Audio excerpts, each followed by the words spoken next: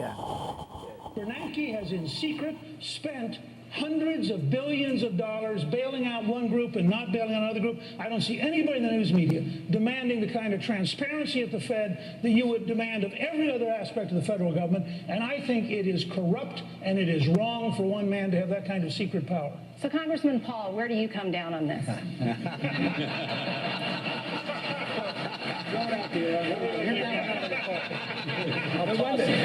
One thing I might say that we have made some inroads on the Federal Reserve. We passed a bill last year. We got a partial, audit of the Fed. We've learned a whole lot. They were dealing in $15 trillion. $5 trillion went overseas to bail out foreign banks. But you know what? Congress did a lot. I've worked on it for a good many years, but Bloomberg helped and Fox helped. They had court cases, Freedom of Information Act, and there are some even at this table who didn't think auditing the Fed was such a good idea, that we could call up the Fed and ask them, and they would tell us what they're doing. I've been calling them up for 30 years, and they never tell me. But we're getting to the bottom of it. But if you want to understand why we have a problem, you have to understand the Fed, because the cause comes from the business cycle. We shouldn't be asking what to do exactly with the recession. Obviously, we have to deal with that, but you can't cure the disease if you don't know the cause of it. And the cause is the booms. When there are booms, and they're artificial, whether it's the CRA or whether it's the Fed easy credit, when you have bubbles, whether it's the NASDAQ or whether it's the housing bubbles, they burst. And when they do, you have to have corrections, and that's what we're dealing with. And we can do this by building coalitions and not sacrificing any principle. Would you get the federal government out of housing? Yes. Absolutely. I mean, there's no need to. Look at no Freddie Mac, no Fannie Mae, nothing. That's where the distortions come. That's where the moral hazard comes from. That's where the malinvestment, overbuilt.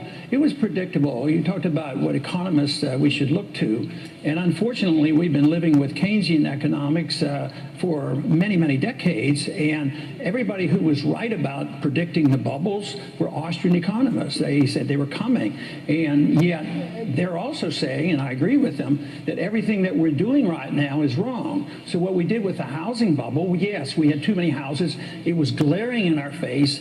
The bubble was doomed to burst, and it came because of Fannie Mae, Freddie Mac, easy credit, and also Community Reinvestment Act. So who got into trouble? The people who did the speculating, the Wall Street, the derivatives market.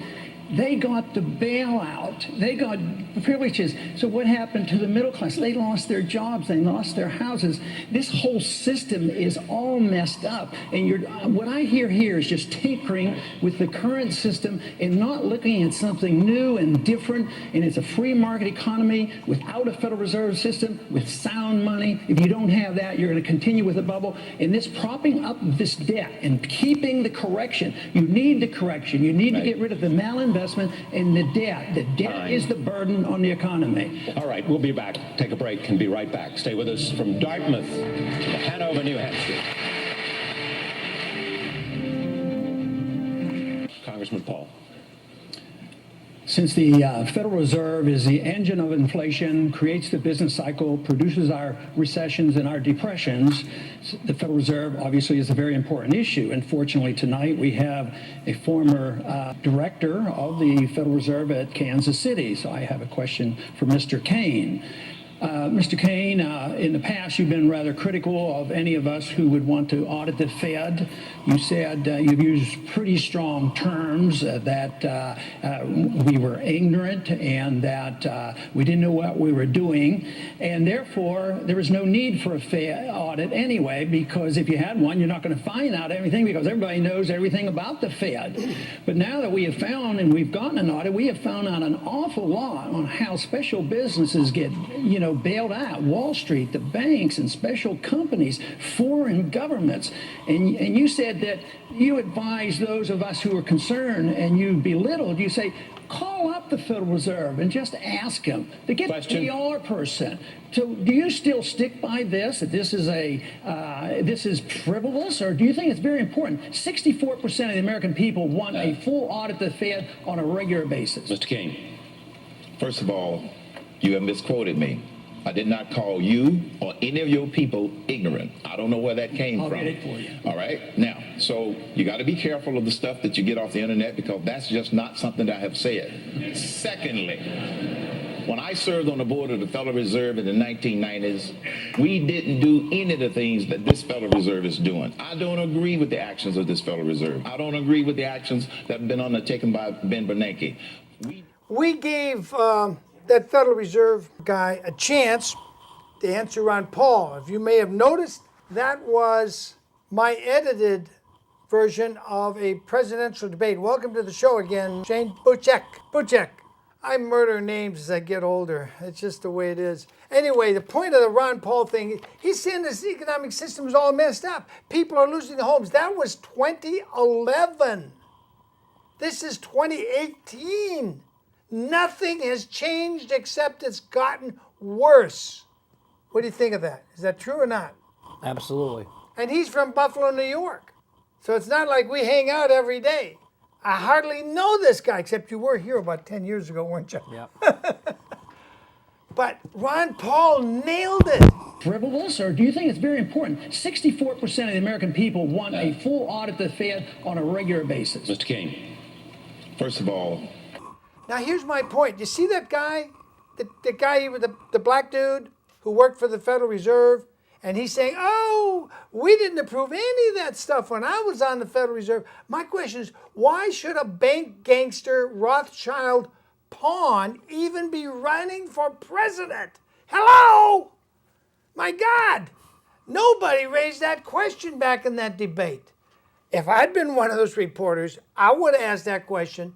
I would have said, why didn't you just have Jacob or Evelyn de Rothschild come and run for president? Just have one of the bankers who's really a citizen of France or an international citizen of England or whatever. Just have them come run for president of the United States. How crazy weird is it? Nobody raised an issue. Here was a Federal Reserve bank gangster, a genuine, self-admitted bank gangster running for president. And nobody brought that issue up. Now, as far as Ron Paul is concerned, he won many of the primaries, and they said Romney won. And they just drummed him out. Or was it McCain back then? They keep running these puppets. It's hard to keep track of which puppet's running against the real candidate. To me, Ron Paul was the only genuine Republican, small government, quasi-libertarian candidate running. And I thought that would make a great opening, because if you look around, you see a lot of your neighbors being thrown out of their homes that they've paid 5, 10, 20 years on. One woman down in Riverside named Teddy Sheldon, 80-some years old. She didn't even have a bank loan. They just took her home because an attorney wanted it. Why? Because a homeowner association said, "Oh, we're going to send her a bill for $60,000 for writing one letter." A $60,000 letter? Another woman named Sherry Hernandez, I believe, she was down to her last 2 years of payments on her home. Something like that. She'd been in the home 28 years. And the bank stole her home, which caused a divorce and a lot of other problems. No, Ron Paul nailed it. And your ABC, KCOY local here, the CBS, Fox, CNN, BBC, all of them garbage media, fake media. They kept distracting you with garbage. The reason I ran that clip also is that was one of the few and the last times Ron Paul got to get his punchline out. Every other debate, they would cut him off. And I can't even think of that measly mouse piece of dog manure. I'm sorry. That cut him off the last time. That network still got him on the air. Did I say anything? I didn't say anything nasty. Did I use any F words? I didn't use any F words. I'm just presenting a concept and an idea.